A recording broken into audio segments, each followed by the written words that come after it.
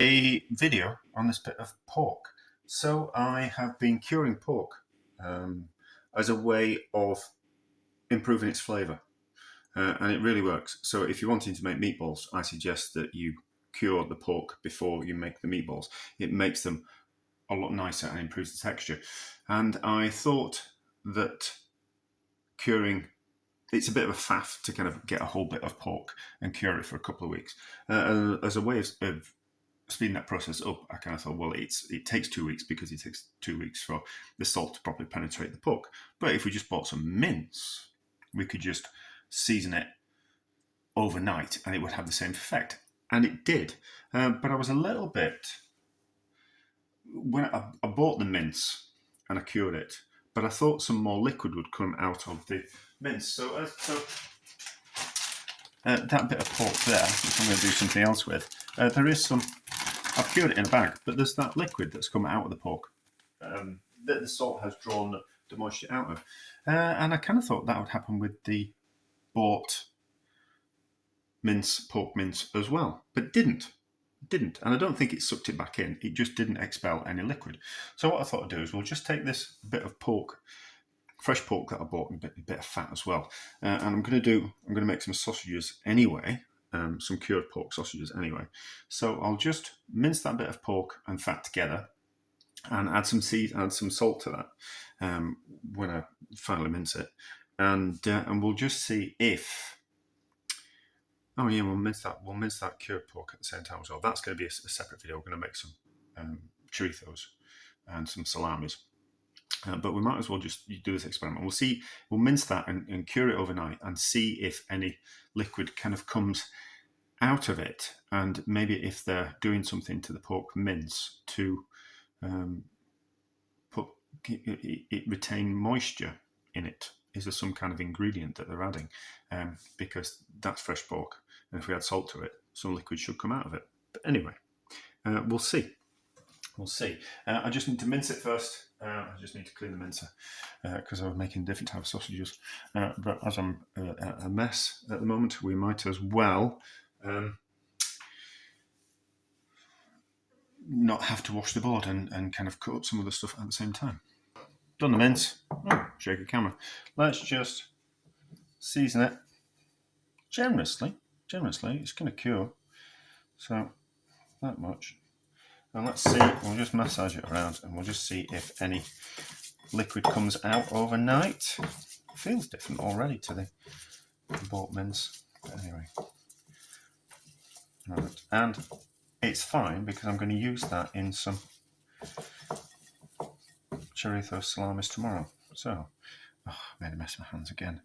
It's the only downside of making mince and salamis and sausages that you just end up with gunk all over your hands. Now, the fat in that might actually soak up the liquid, but we'll see how we go. I don't know what the rules are with. So I once watched a video on someone making some salamis, and they said you need to kind of like crack on with it with making them because you don't want the meat to cure before you make the salamis. So I was just a little bit.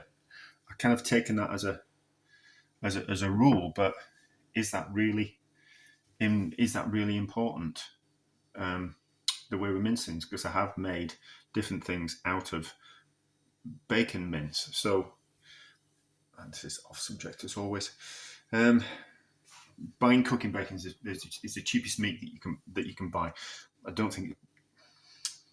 I'm starting to think that really you shouldn't be using it. You shouldn't really be buying bought bacon. I think they're putting all kinds of chemicals that aren't really kind of quite good for you. But it is the cheapest way to buy meat. Cheaper than mince, cheaper than the cheaper gristly cuts, cheaper than sausages, cheaper than turkey legs. You know, it's by far the cheapest. It's about about £2 per kilo, whereas most meats are around about £4 a kilo for shoulder of pork, something like that. So it's like half the price. And as a way of doing cheap meals, I would use cooking bacon. And I never found a problem with buying the cooking bacon and then mincing it myself and cooking it in things. And I thought it was very kind of quite tasty.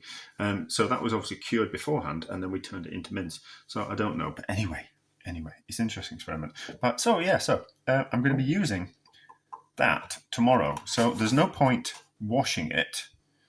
I can simply just put it into a container in the fridge and leave it overnight, so it'll save me having to wash it up and save myself a little bit of washing up.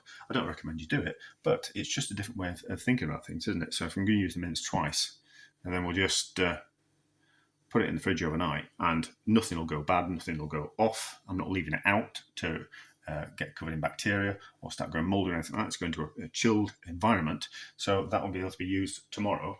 And save myself a little bit of washing up and faffing around and time, because you have to take it to bits and like rinse all the excess bits of meat off it and then wash it again, and then then you have to repeat that process again if you were to use it again the same day. But anyway, I wouldn't recommend it doing more than once, but if you're using it for pork one day and then pork the next, why not?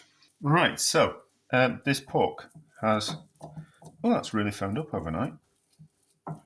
So no liquids come out of it, but that's certainly firmed up overnight. So adding that salt certainly firmed it up. Right, so that answers that question about the bacon in the supermarket. I don't think that adding something to stop the moisture coming out of it, because that happened with some fresh pork that we minced ourselves. It might be still adding something, but I don't know. They have to label things correctly.